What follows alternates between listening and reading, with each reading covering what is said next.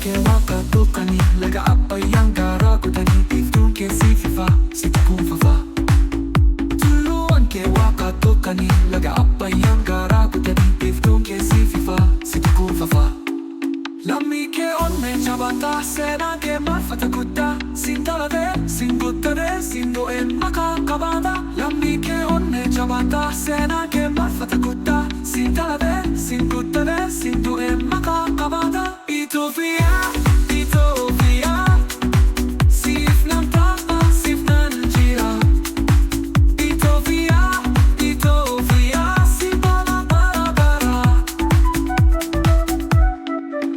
sirba loonii fi sirba margaa sirba ijoollee irree guddisaa sirba shamarranii maqaa qabu sirba jaalala qalbii qabu ati mallattoo aadaa keenya ati faayidaa dhaloota keenya ati sirna abbootii keenya ati abdii haraa fi boru Ethiopia,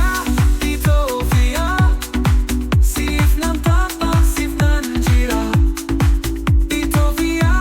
Ethiopia siif bara bara bara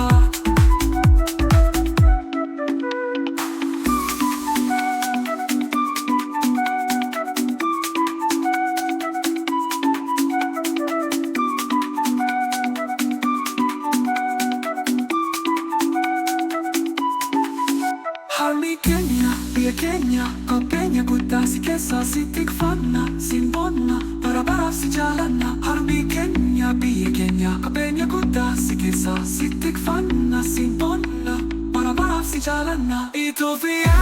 biyya